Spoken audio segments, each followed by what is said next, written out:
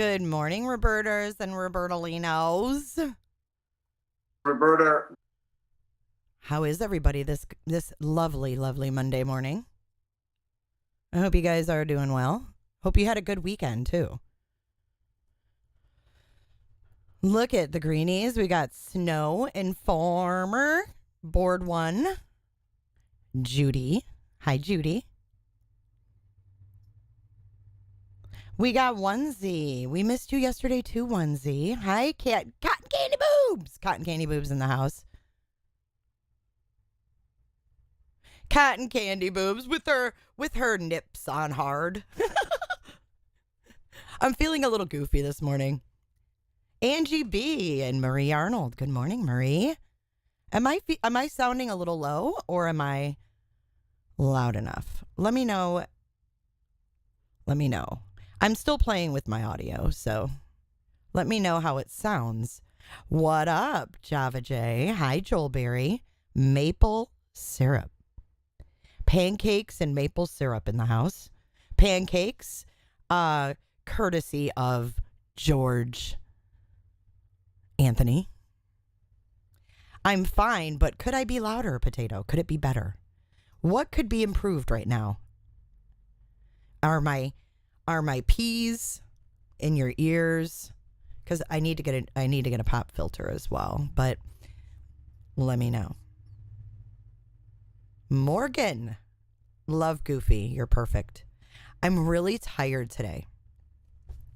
Like it's 11:30, but it seriously feels like it's like 7 a.m. to me. So you're gonna have to bear with me. I'm a little slow today. Roberta. Pee in your ear. Is my pee in your ear? Hi, Mike.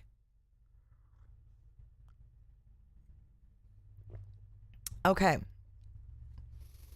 Let me get so bear with me on please bear my slowness this morning. It feels like a genuine Monday, but for some reason, I don't know why. Sometimes, does this ever happen to you guys? Like, you wake up and your nerves are like automatically on edge. Maybe it's Maggie B. She says, maybe it's the full moon. I went outside and took the dogs out last night and I was like, wow, the moon is really bright. It was super bright. Did you guys go outside and see it? It was really clear here. So it was really easy to see.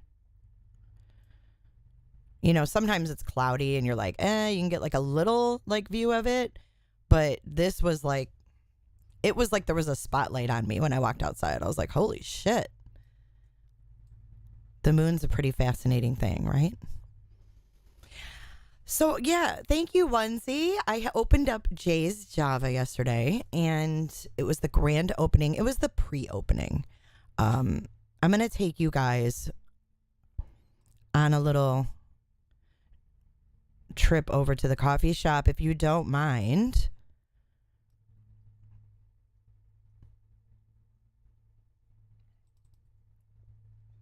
Thank you for reminding me, Onesies. All right, let's try this. And we're going to teleport Elon Musk style over to the coffee shop. And if you are a Roberter, hey, Nicole, if you're a Roberter or a Robertalino, you can go to the community tab and there is another promo code, but you can get 20% off the mugs. And the code is Roberta. So I'm going to teleport you Elon Musk style in just a second here over to Jay's Java.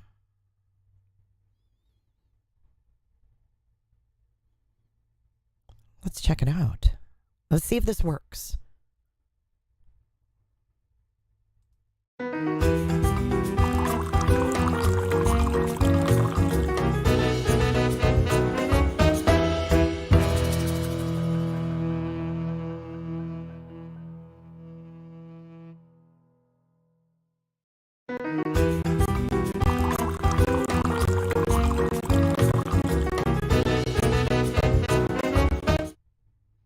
Potato says it wouldn't accept your address. I'll have to look into that. I had to actually approve international, so maybe there's another step that I have to take, maybe.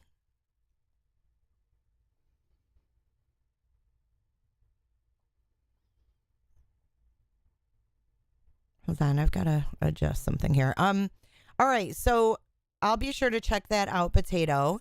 And for all you international folks, I apologize that you were having issues. Good morning. Good morning, Trio Mom. You didn't miss anything. We're just getting started. So, our first update comes from my home state of Michigan. And you may or may not know this case. So if you don't, I am going to play about a 15-minute refresher from my channel.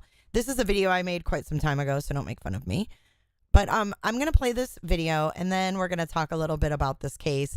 And then I have a couple more updates that are pretty involved. So you're going to want to brew some coffee and stick around. And I'm going to just roll right into this footage. And I will reconvene with you guys after. And we will discuss. And then I'll show you the update that I have. All right, you guys. Enjoy. This is from, I made this just for shits and giggles. I don't know. It doesn't show me the date. I don't know. He doesn't know. He does not know. But this crime took place back in 2007 in Washington Township, Michigan. I have two updates from Washington Township, Michigan, believe it or not. We have a lot of crime in Macomb County. But this is going back to 2007. This is the case of Stephen Grant. His wife, Tara Grant, was reported missing on Valentine's Day of 2007 by Stephen Grant himself. And the rest of the video will tell you the story. Enjoy, you guys.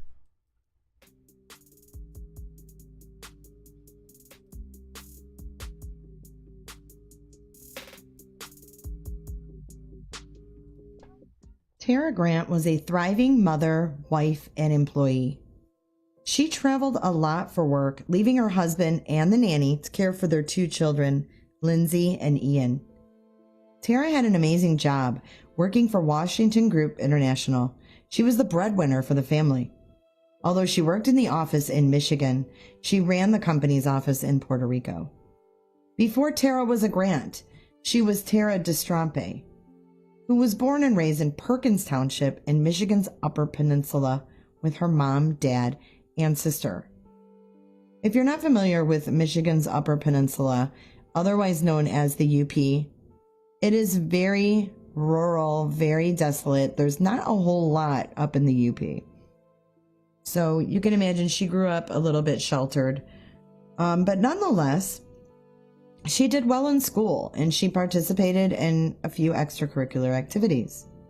She also attended community college in her small town after high school and later decided to come down to the Lower Peninsula, otherwise known as the Mitten, to attend Michigan State University in Lansing. Lansing is where she met her husband, Stephen Grant, in 1994. Stephen asked her out, but she wasn't impressed by him, so she turned him down. When Tara's grandmother passed, she had to return home to the Upper Peninsula to attend the funeral. When she arrived, Stephen was at the funeral. The two began dating when they returned home to Lansing. As a child, Stephen was not the most well-behaved. His parents moved the small family, including Stephen and his younger sister, to Detroit from Canada, so that his father could work during the booming auto industry. Stephen was in trouble a lot for stealing and doing the daring things his friends were afraid to do. He attended a community college with no major or real direction. His stealing record extended during this time of his life. Stephen eventually attended Michigan State University to study education and history. He dropped out 4 years later to take a job with former state senator Jack Faxon. He was really into Tara, but like I said before, she was just not that into him until he made that surprise trip to her hometown during her grandmother's funeral. Of course, it was awkward for him being around her family, especially because she had a guy that she said was kind of her boyfriend that was there already. Stephen returned to Lansing, and Tara called to tell him she was in love with him. Stephen Grant and Tara Destrampe got married after he proposed in December of 1994. They moved closer to Detroit, where Tara started the job at Washington Group International. Meanwhile, Stephen had to ask his father for a job at his tool and die shop in Mount Clemens, Michigan, because he was let go from his other job. In November of 2000, the couple had welcomed their baby girl, Lindsay. Life was going well. They were a pretty successful family and were able to move to Washington Township, where they had baby boy Ian in 2002. They seemed to have the most perfect life. They didn't have to worry about money. They had a nice house and a nice subdivision and a cute little family. No one knew how closed off Tara was from her husband. No one knew anything because Tara shared nothing about her life to anyone.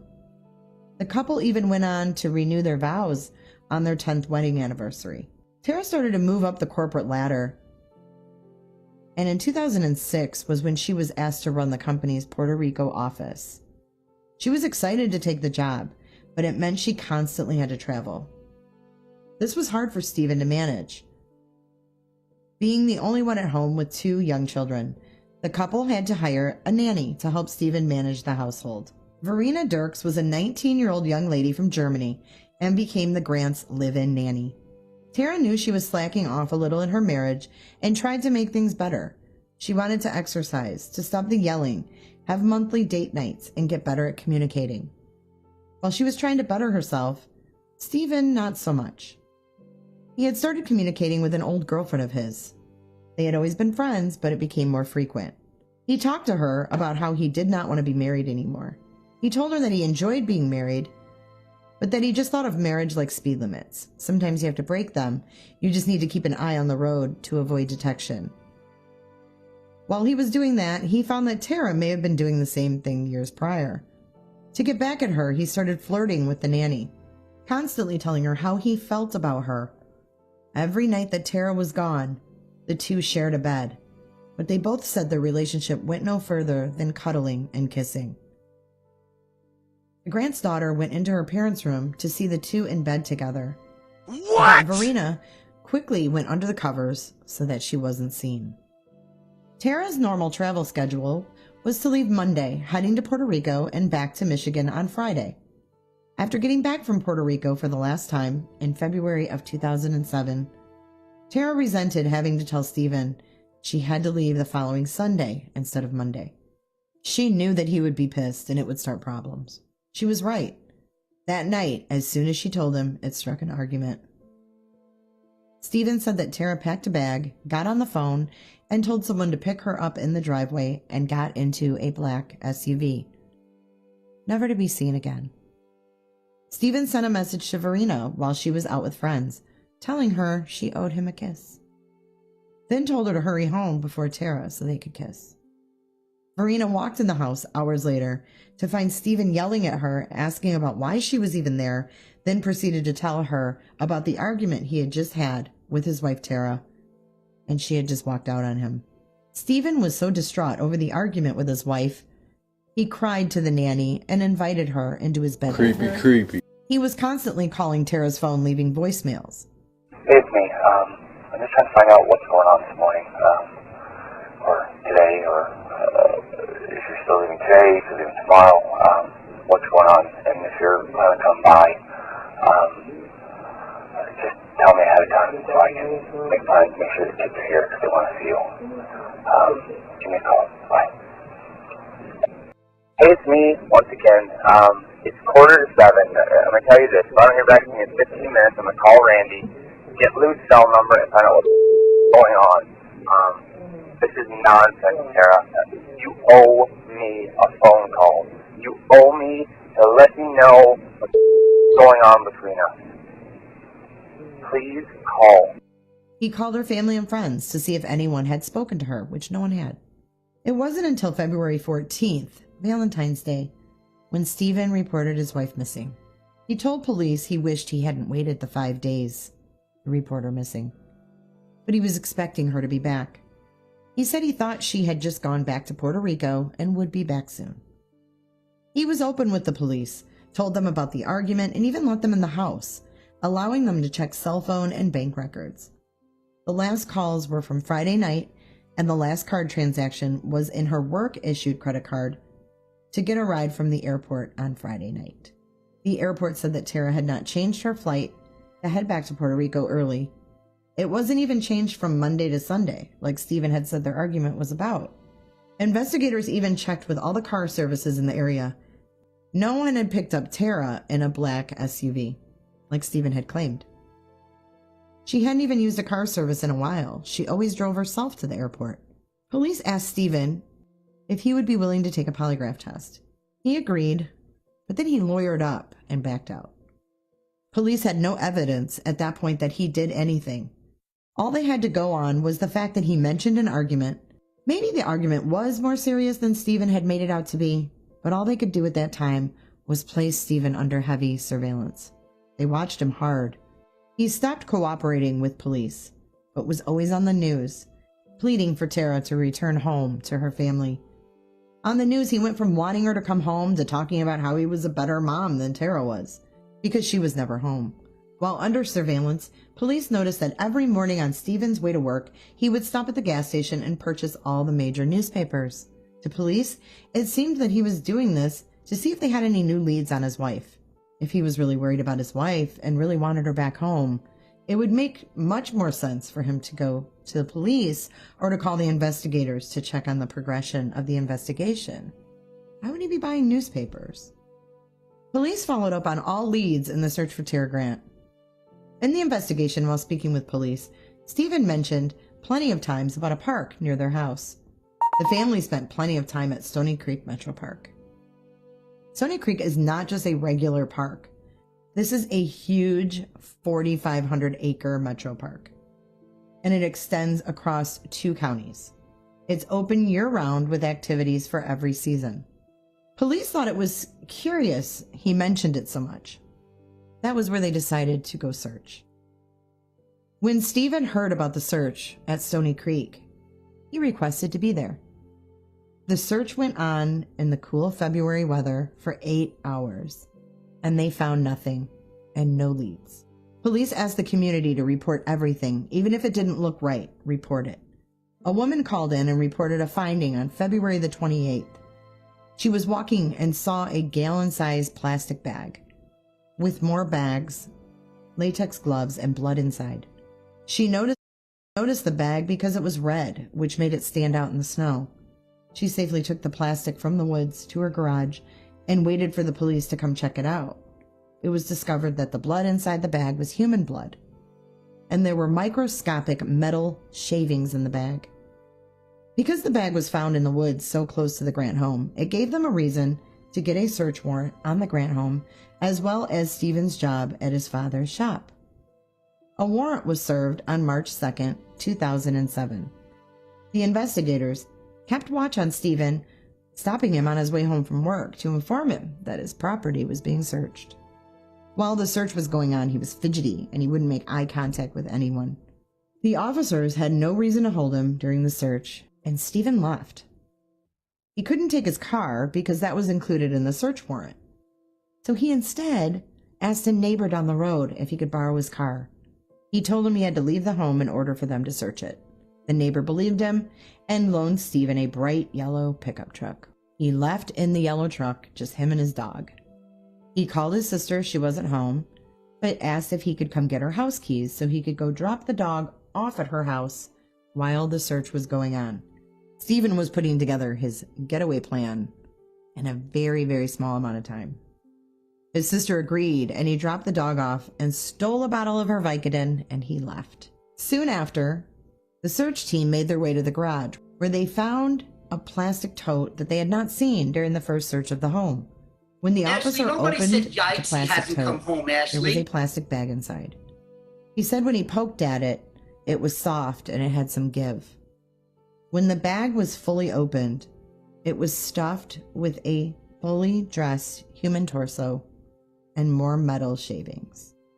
Tara Grant's body was found just moments after letting Stephen Grant walk away with no real idea on where he was going.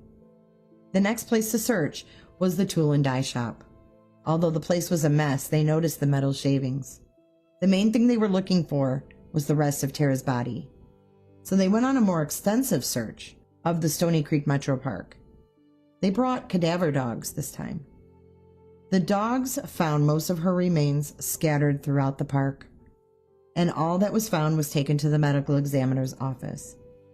They discovered she had suffered a blow to her jaw and was strangled.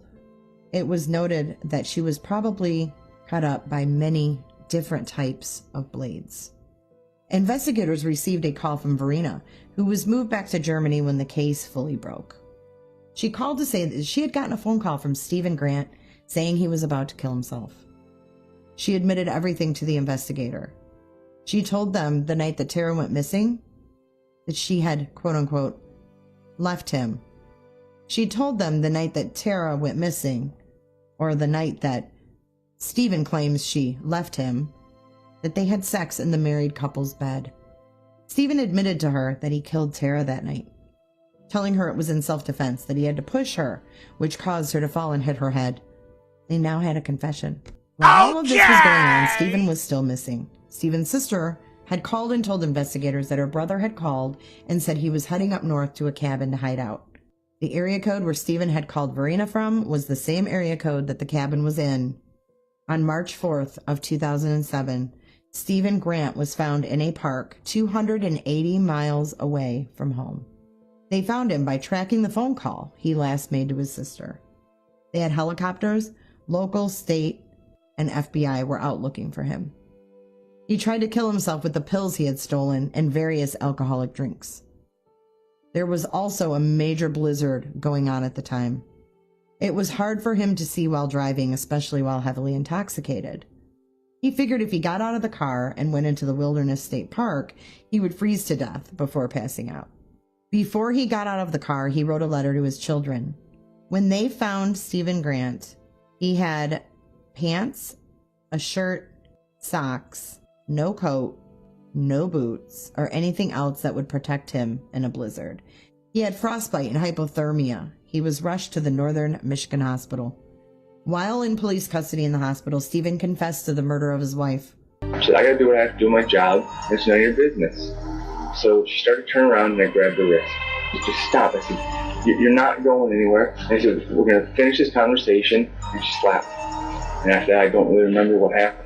She fell, and then she banged back her head on the floor, and then she said something like, that's it. I'm gonna take the kids, you're gonna be homeless, you're a piece of shit. And I choked her in the bathroom on the carpet. She had started to get back up when I put my hand on her neck, but I grabbed her neck and choked her. Were you looking at her face?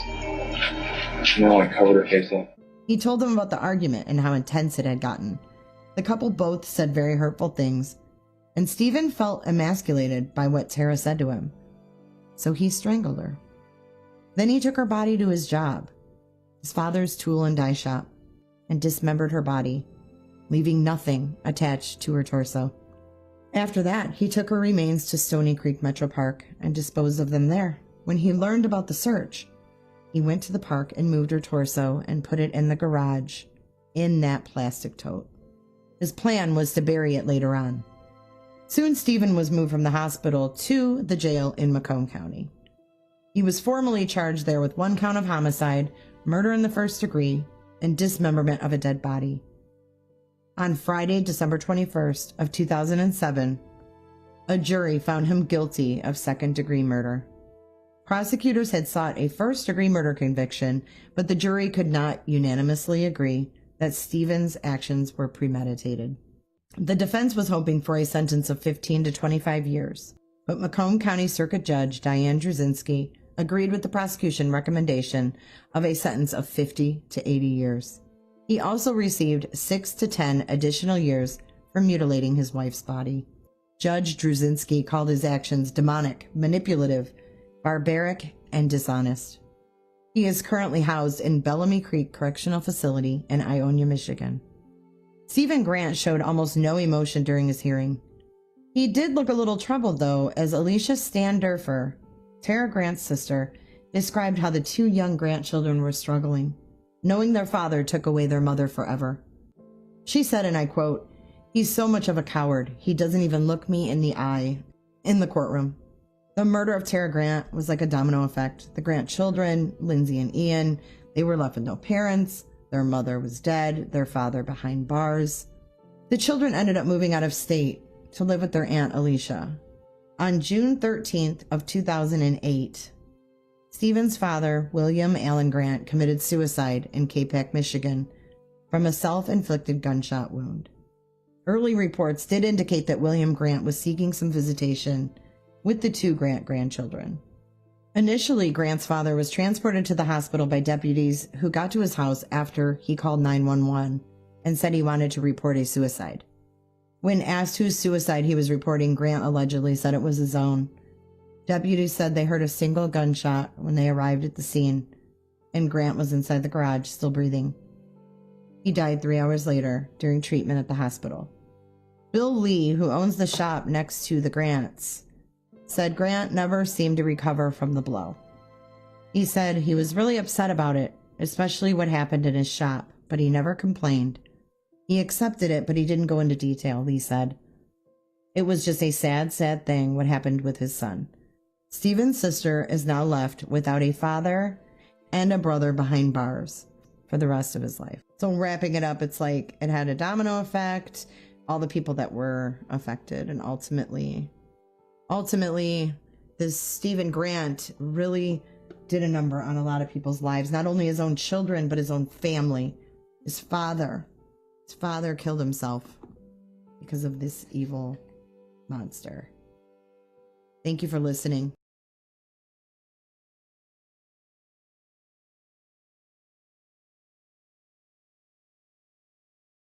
Is it the Northeast Maritime Academy? Mm-hmm. That's where he got his captain's license? Yes. Is that something that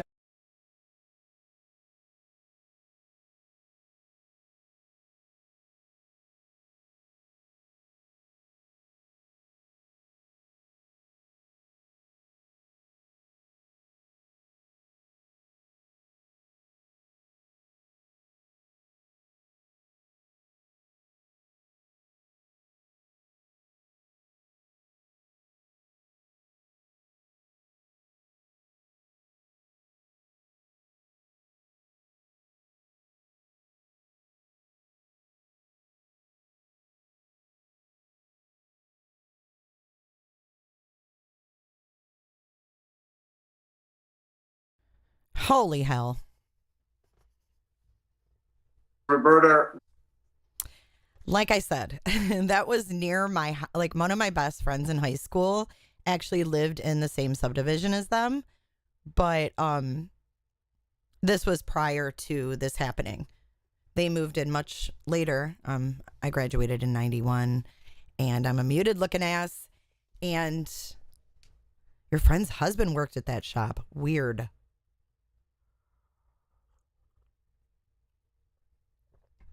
Anyways, yeah, so it was like a huge deal. And like Stony Creek, we used to go there and go to the picnic areas, go to the beach, drink beer, lay out in the sun. I know, I'm just talking away with my Roberta looking ass.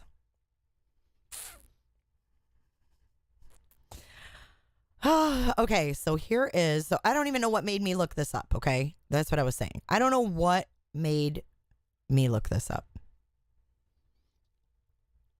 But I did.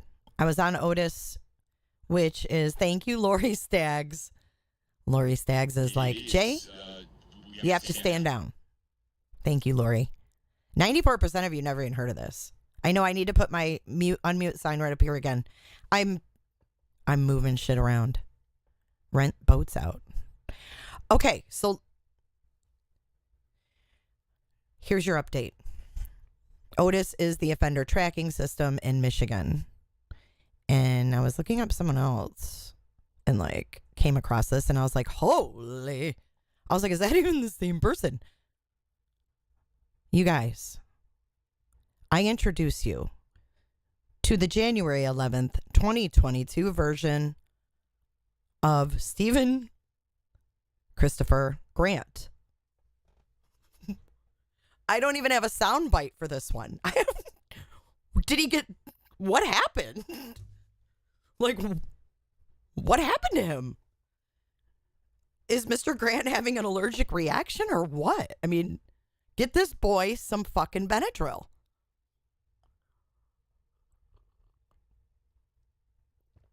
You could have, Scott Skulls. I need to make a list of cases in Michigan. There's tons. And you know what, Scott Skulls? This dude's dad lived in K-Pac. Oh, it's Scott. It's the stud of YouTube. Welcome, Scotty Skulls. Ew.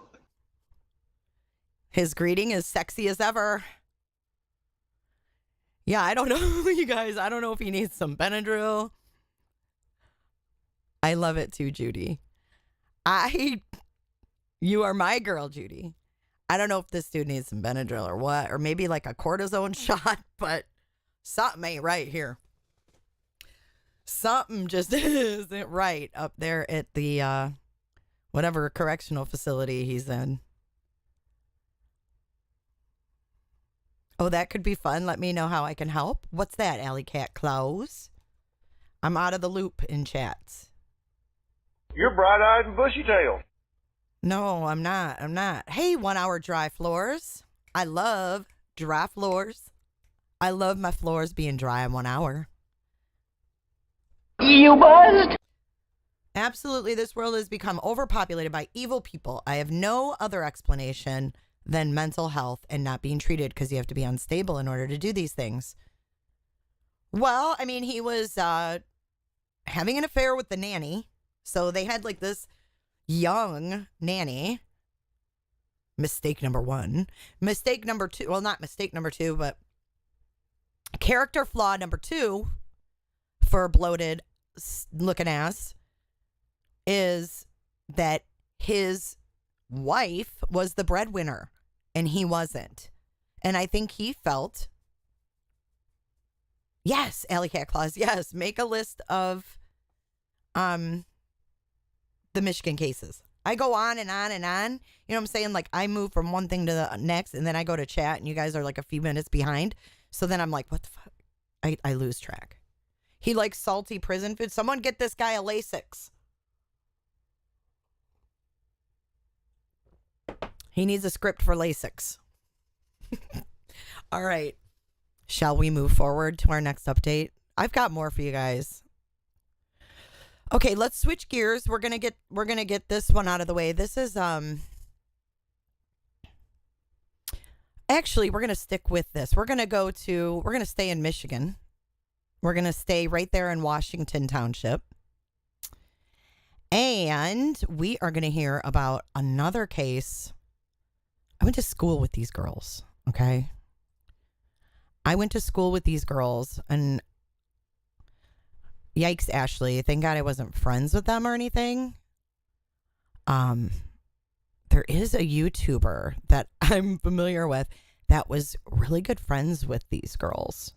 And I don't think that'll surprise you if you can figure out who that is once you hear the story. So I did not hang out with these girls in high school, but the one was much younger than me. And then the other one was older than me. But then, yeah. But then, I knew their younger brother. Hang on, I'm just getting my pictures situated here for you. Because I know you guys want to see my tired ass looking face.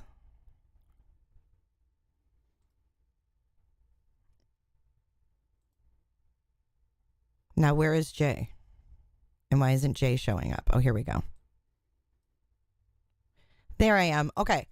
So I'm going to tell you guys this story. And this is kind of like, I was going to do it off the top of my head, but I wanted to have all the details. Okay. So I did find an article. There isn't many articles about this, but it's been so long that I wanted to, yeah, she's scary, huh? She's scary, huh? I wanted to make sure that you guys got the gist of it, because this is really an interesting story because it focuses around CPS, which we're hearing a lot about these days. I don't know if you guys have heard about the latest with Megan Walsh, who is the daughter of John Walsh. You know John Walsh. What is it? In Pursuit. But what's the other show? I'm drawing a blank. But her kids were taken by CPS or something. I haven't really dug into it.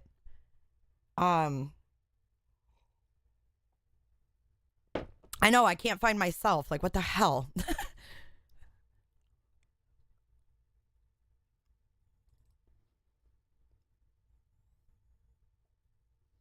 But let me share this article with you guys. So there are... Come on.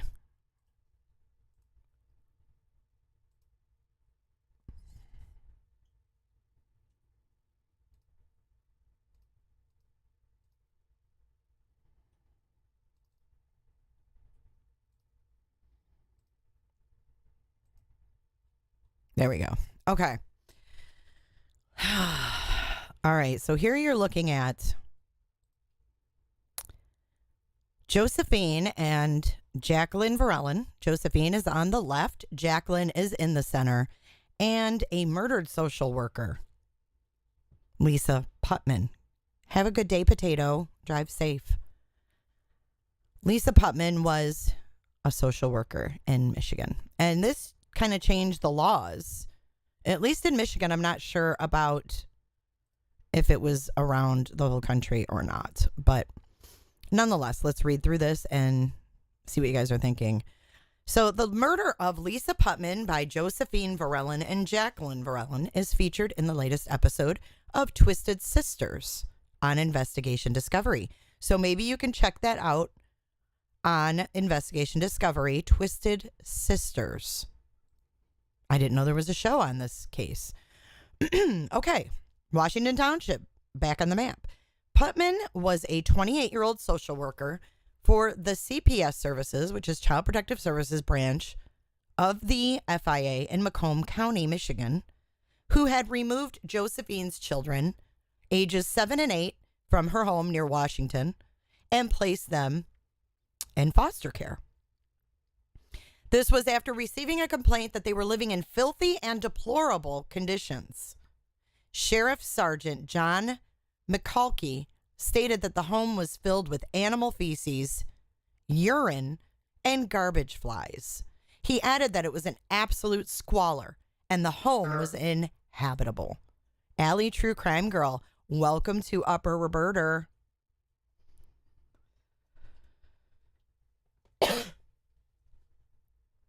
Directly off. I didn't mean to hit that one. I'm supposed to be Roberta.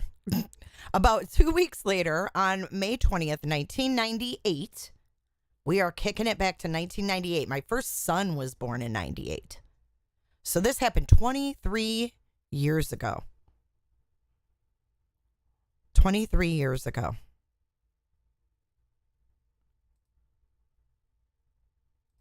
Crazy.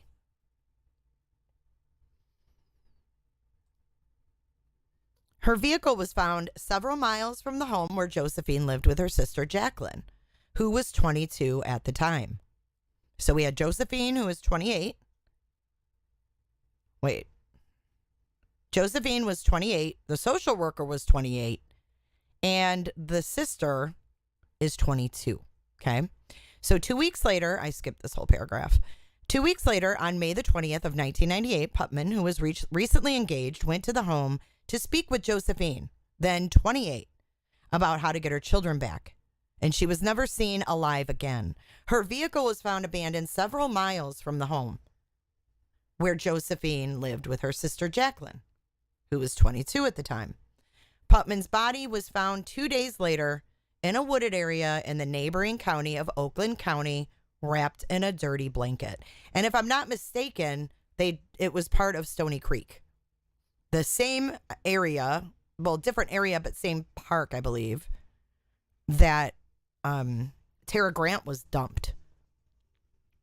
An autopsy indicated that Putman died from blunt force trauma and asphyxiation. After one of the sisters, which was the younger one, confessed to the murder of Putman and telling police where to find her body, they were arrested and charged with first-degree murder. They told police that when Putman arrived at the home, they asked her who made the complaint against them. When Putman refused to give a name, Josephine and Jacqueline became angry and tortured the social worker to death with a hammer. As Judge Joseph Bodeker ordered the sisters to be held without bond, Josephine and Jacqueline cried and hugged each other. Josephine even apologized, whispering, "I'm sorry," to the judge. Josephine and Jacqueline were later convicted of second-degree murder and kidnapping. They were sentenced to 25 years to life. And then here's another one that I found on It's Crime O'Clock Somewhere. And this has some really good information that even I didn't know. So here's some background on Jacqueline and Josephine. They grew up to be troubled people, which we know. Jacqueline was older and was described as being the more dominant one. They were raised by their parents, John, who was an electrician, and Simone, who owned a nail salon and a jewelry store. John worked a lot and was never home, and Simone was neglectful. The sisters gave their mom the nickname of Dragon Lady and had told people that their mom was abusive. Nice shirt, huh? Here's a really old picture of me, it says. They also had 2 foster brothers, but one day Child Protective Services were called because of the abuse. It was reported that it was an anonymous call that called CPS when it was actually Josephine. So Josephine called CPS on her own parents. CPS didn't have enough evidence until 1990. In 1990, the foster kids were taken out of the home and sent to live with their birth father. In 1991, the girls were older, and Josephine had 2 kids by this point. They received the deed to their parents' house, and their parents moved out. Weird, huh? Jacqueline and Josephine lived with each other and the children and didn't clean the home, which is where all their problems started.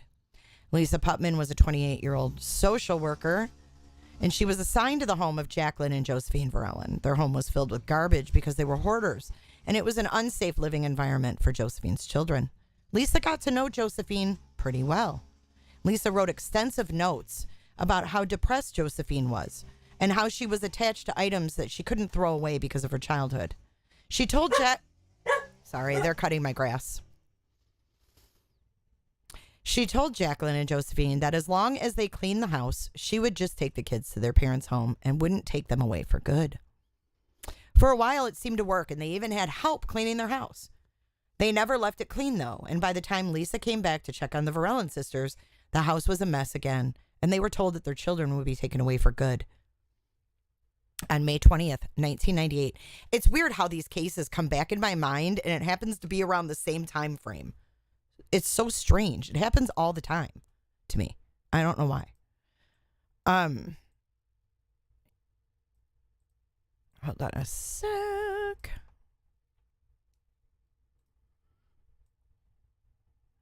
Let me make it so you guys can see all the words.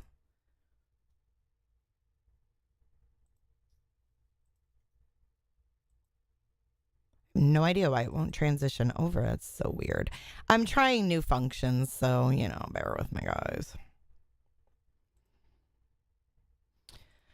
Okay, so on May 20th, 1998, around 5:30 a.m., a missing persons report was filed after Lisa's fiancés and her mom couldn't get a hold of her. The police began their investigation right away. The police contacted all of Lisa's clients and realized her last appointment was at 2 p.m. on the previous day at the home of the Verellen sisters. The police went to their home and were astonished about what they found. Inside the home was piles and piles of garbage on every surface. In the episode on ID, they showed footage of the home, and it was disgusting. This is whoever wrote this, Kylie's True Crime. Excuse me. In the episode, they showed footage of the home, and it was disgusting. There was also animal poop inside the home, and the police found 6 cats and 1 dog living in the home. They also realized the plumbing wasn't working, and they used buckets to go to the bathroom. Lisa's car was found abandoned 1 mile from their house as well. The police decided to bring them in for questioning. Jacqueline was brought in by her dad, and Josephine was picked up at her hotel job. Josephine was interviewed first. She's the younger one. She broke down. She said they killed Lisa when they realized they were not going to get her children. Or no, Josephine is the older one, the mother. Sorry, I get confused. She said they were killed when Lisa realized they were not going to get her children, ages 7 and 8 back. They killed Lisa when they realized that. She then described what happened and said that Jacqueline, her sister, hit Lisa in the head with a hammer when she came over for their scheduled appointment. Now, mind you, I heard details about this when it happened, and they hit her with the claw end of the hammer. The claw end. Brutal. She said Lisa didn't die right away, and she had to restrain her while her sister put her body in garbage bags. They also put tape across Lisa's face and put her body in the bathtub. They left to go pick up their children from school and went shopping. They said when they returned, Lisa was dead, and they went to dump her body. Josephine was arrested, and they brought Jacqueline in next, and they confronted her. They asked her how many times did she think she hit Lisa. She said only once. This contradicted her sister's story of being hit 6 times. The truth was Lisa was hit a total of 22 times and died from suffocation. Jacqueline and Josephine also told the police where they could find Lisa's body. The police found Lisa's body in a wooded area 2 days after the Verellen sisters killed her. Josephine was 27 and Jacqueline, 22, were both arrested and charged with first-degree murder. However, it was later changed to second-degree murder and kidnapping. Both were sentenced to 25 years to life in prison. When their sentences were handed to them, they both cried and hugged each other and apologized. Now, Jacqueline, the middle sister, just got out. She was just released from prison. Let's see here. Here is Jacqueline. And I've randomly checked in on, her release date. And she was released. She was released in April. Crazy. So this girl who helped her sister murder a social worker who was simply there to do her job was let out. The other sister's in there until at least 2032, I believe. Don't quote me on that. But yeah, she's out and about, and I don't know what she's doing. It's crazy. Like, she's been in jail since 1998. It's 2022, and you're literally like in jail pre-internet. I mean, we were just getting on America Online when this girl was put in jail, if you think back in time. And now she's getting out post-COVID. Elon Musk is talking about putting chips in your head and everything. I can't imagine what it would be like to function on the outside. But not only that, this brutal murder of this social worker prompted a change in the law. So no longer after that were social workers going to homes by themselves in the state of Michigan. So now, and since then, they have a police escort. And this poor Lisa Putnam had to be the person to change that. But now Jacqueline Verellen is out, and she's living in Sterling Heights, Michigan, it looks like.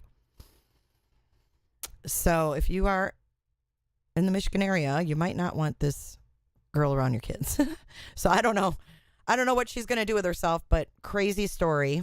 Crazy story. God almighty.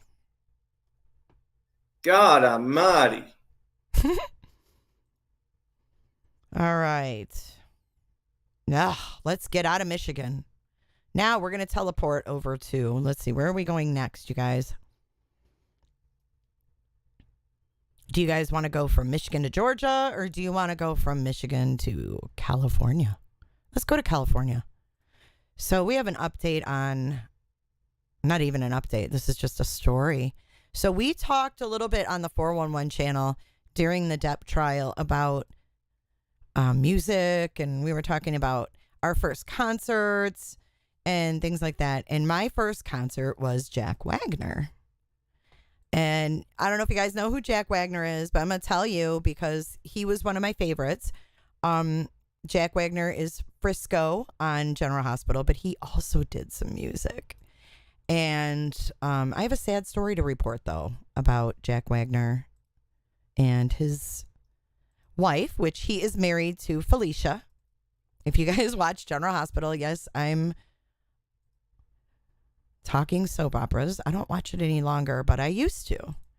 And you might know him from Melrose Place. That's what this article lists him in the Daily Mail as, the Melrose Place star. But he was my, hi, Maligator. Yay! Maligator's here. Hi, Michelle. Good morning, all my moderators. All you guys creeping out of your blankets or wherever. So anyways, Jack Wagner's son has died. So Melrose Place and General Hospital star Jack Wagner revealed the cause of his son Harrison's death while announcing a new scholarship in his name. The actor, 62. Oh, and his ex-wife, Christina. I guess he's no longer married to Felicia. And there you see Jack Wagner on the left, and then Felicia's in the middle, and then that is their son Harrison, who just passed away on the right. Very sad. So, Jack Wagner is now 62 years old, and Christina is 59, if you can believe that. Shared that Harrison ultimately lost his battle with addiction. And this was in a statement released on the New Life House website, a sober living facility for men. So he must have been battling addiction and succumbed to that. Harrison, who was described by his parents as a bright, exuberant young man whose smile lit up any room he was in, was found dead on Monday at the age of 27, another 27er, in a Los Angeles parking lot. Hey, Scott H. So there we have Felicia, Frisco, and their son.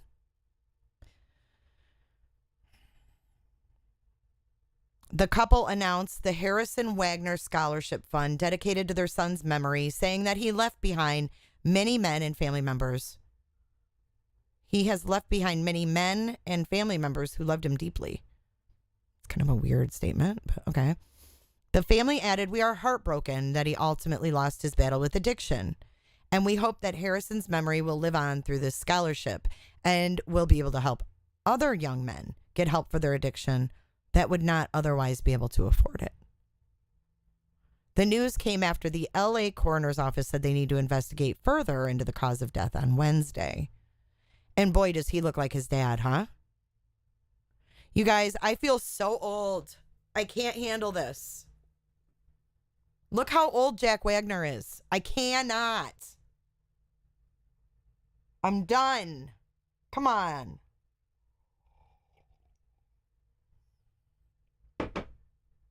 This isn't happening.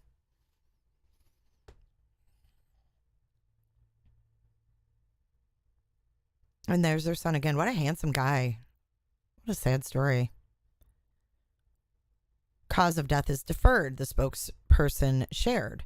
Deferred means that after an autopsy, a cause of death has not been determined, and the medical examiner is requesting more investigation into the death, including additional studies. Once the test studies come back, the doctor evaluates the case and makes the cause of death determination, the statement also said. So there's their two boys. There is Harrison as a younger man. I mean, what a handsome family.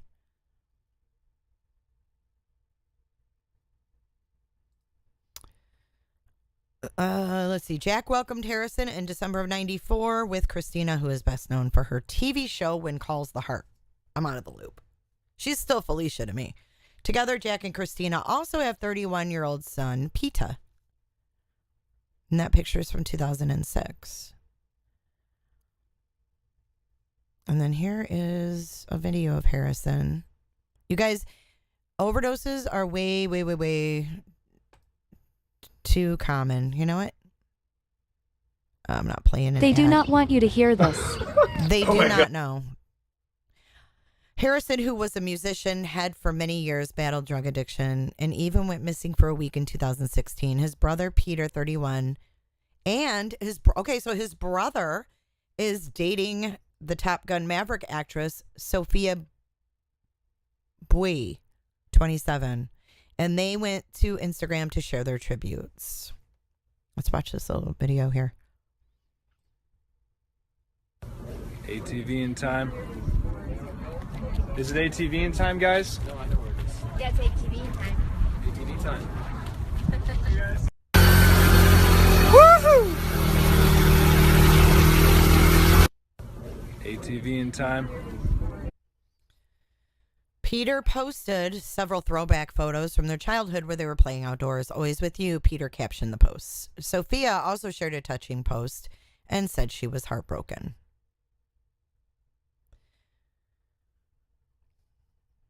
So that is Harrison's girlfriend. 7 years on and off, round and round. We loved each other for better or for worse, the Texas native wrote in her caption as she was seen with her boyfriend. In sickness and in health, sorry I missed your calls in the middle of the night these last few days.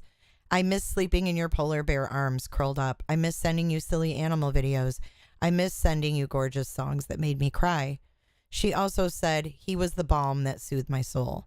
I was never alone in this world with you. You were the balm that soothed my soul, she shared. I will always choose to love you in this world and in any other life.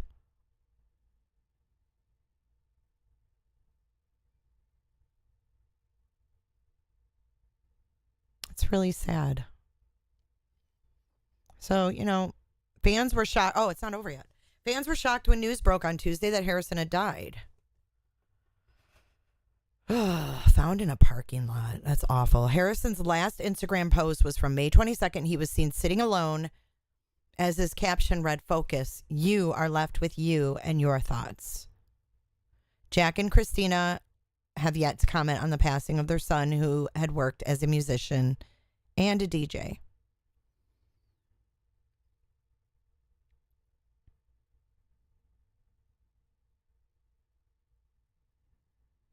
And then here is a picture of the cast of Melrose Place. There's a throwback.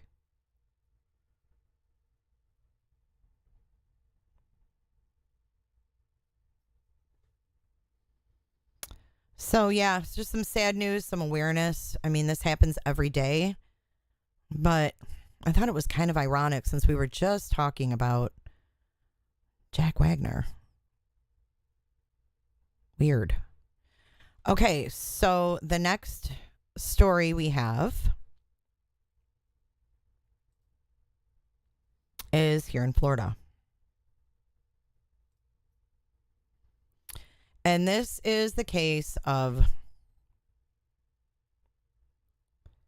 Stephanie Shenfield. Stephanie was reported missing. Hang on a second. Let me get that picture straight there.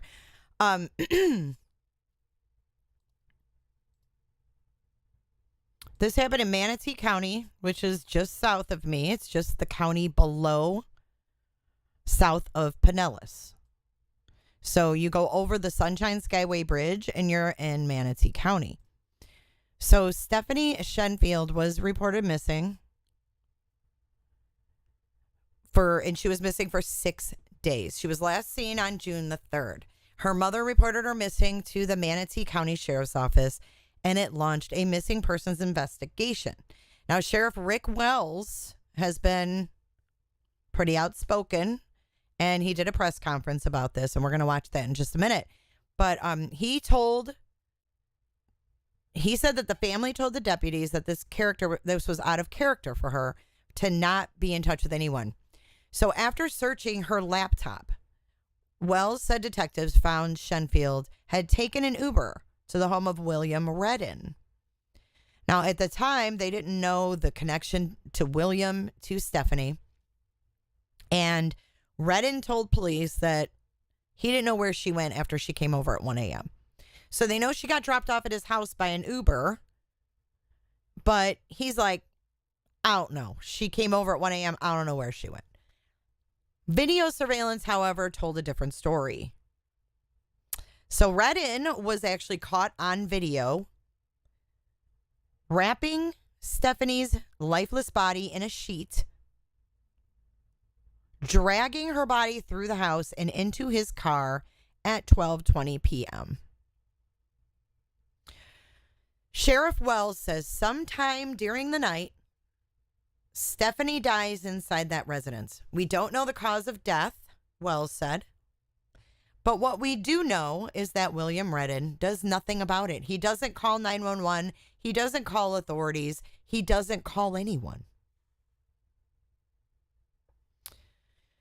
So this is all happening on video inside the house. So fast forward 6 days, and you've got this innocent couple walking their dogs,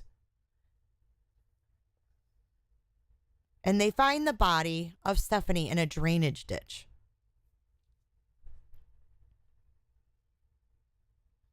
The body was so badly decomposed that it took a while to identify. Verellen was arrested and charged with abuse of a corpse, possession of a firearm by a convicted felon, and possession of an altered firearm due to the absence of a serial number. He's currently in the Manatee County Jail on a $108,000 bond. And Shenfield's friend of 10 years, Jennifer Masrock, talked to Spectrum News, saying that she went numb after hearing the news. And then she also said, he deserves whatever he gets. We're going to get justice for Stephanie. I would like to follow this case through because it's really close to me. I do have the video also of the Manatee County Sheriff. I am really impressed the more that I see of these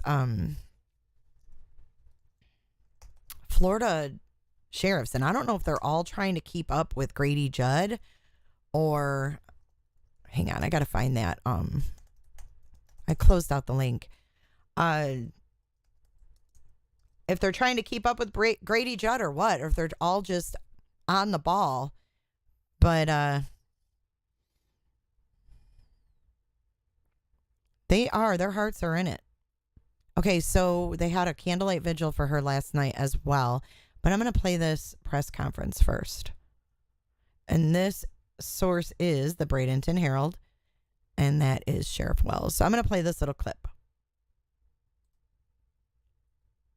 Orcam Read for people with reading after the annoying ad.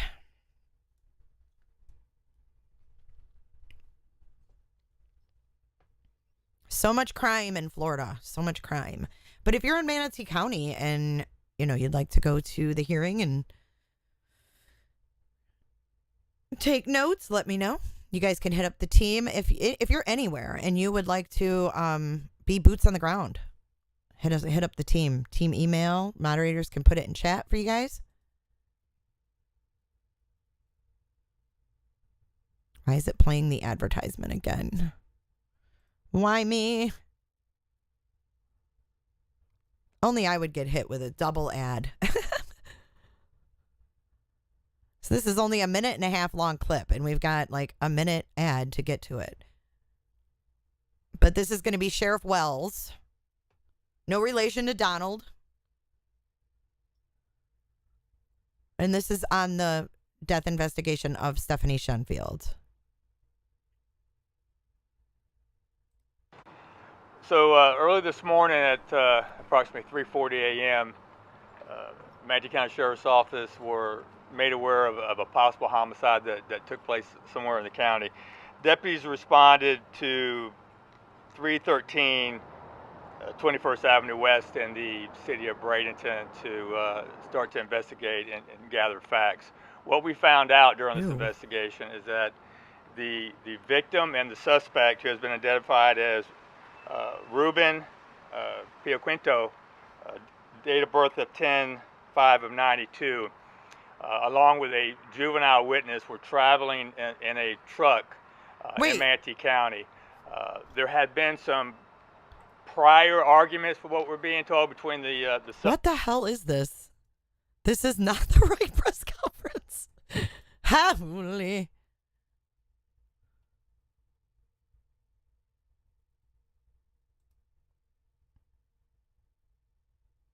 Or was it?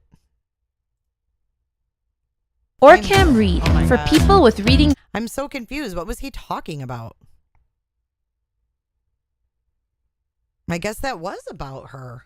I didn't hear anything about cars. I'm sorry. I didn't think that was the same story. I never heard that part.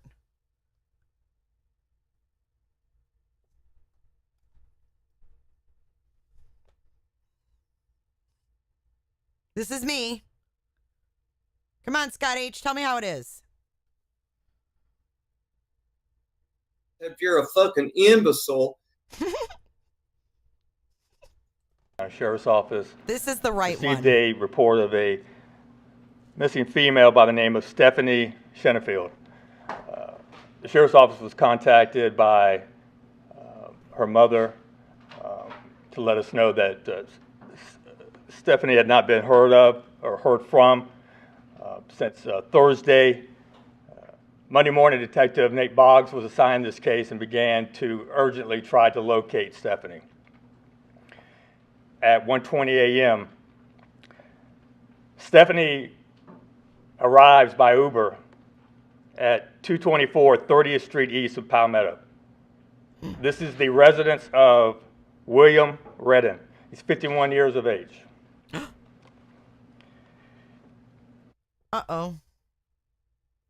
You guys, I told you I was having a Roberta day. Hold on. Nothing's working right for me. It's one of those days, you guys.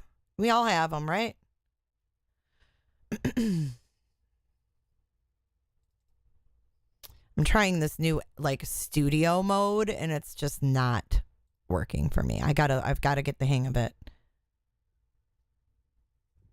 I got to get the hang of it. Oh my God, my dog just scared the shit out of me too. Oh my goodness. Roberters, you guys are amazing. You guys are absolutely amazing. Okay. Let's get this back up. All right, this is the dude's house. Here we go. Residence of William Redden. He's 51 years of age. William Redden is a piece of crap. That's what he is. Stephanie dies inside that residence.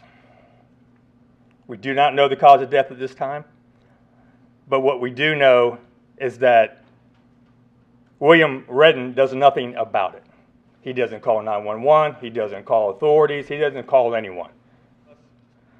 We will continue to investigate this, but we want you to know that our hearts break for the family of Stephanie Shenfield.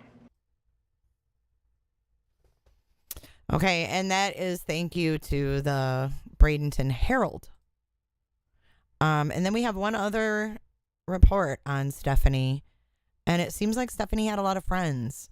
And they had a candlelight vigil for her. So early this morning at approximately 3:40 a.m. And this was published actually 10 hours ago. On Sunday night, this was last night, over 50 people showed up at Papa Joe's Sports Bar on Whitfield Avenue for a candlelight vigil in remembrance of Stephanie Shenfield. The 38-year-old mother went missing on June 9th and last Thursday was found dead in a ditch in Palmetto. Close friends described Stephanie as outgoing and the type of person everybody loved. The vigil began with drinks from the bar and then moved into a balloon send-off where everyone had candles lit in her honor. Friends and family are still waiting and fighting for justice. They hope law enforcement will hold the individual who did this accountable. And this is a picture of one of the candles from the vigil. So our thoughts go out to Stephanie's family and her children. It's so sad to hear when children lose their mother and, senseless things like this. But apparently this guy was running a drug house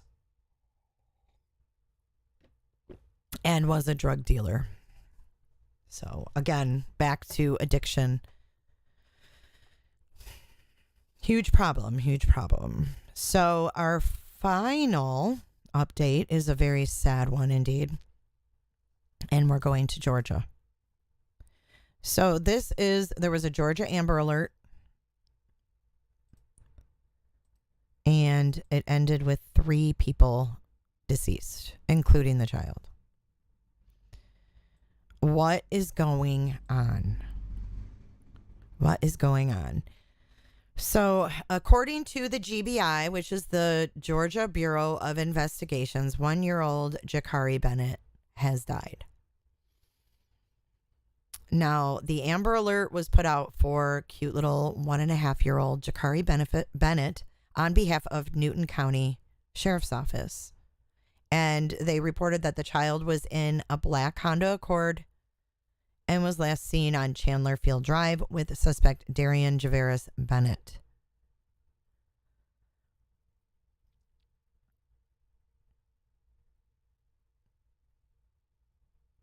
Jakari was abducted by 38-year-old Darian Javaris Bennett, the toddler's father, around 11 p.m. Saturday night, according to the National Center for Missing and Exploited Children. She was last seen at 95 Chandler Field Drive in Covington. The Newton County Sheriff's Office said Darian Javaris Bennett abducted Jakari after shooting and killing the child's mother at the home. The child's grandmother was also wounded. After fleeing from the home, Bennett shot and killed the child before turning the gun on himself. Anyone with more information is asked to call the Newton County Sheriff's Office at 706-717-9915. What a coward. How could you ever turn a gun on a sweet baby like that? It's unimaginable. It's unimaginable the evil things that people are capable of. It just makes me ill.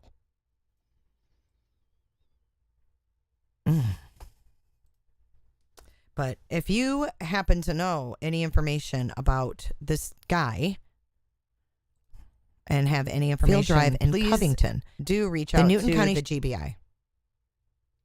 It is awful heavy for a Monday. I'm sorry, Shell. I hope you feel better. Let me come back to the chat room. I know I usually end it on a light note. Maybe I need to find a light note to end it on. What do you think? But R.I.P.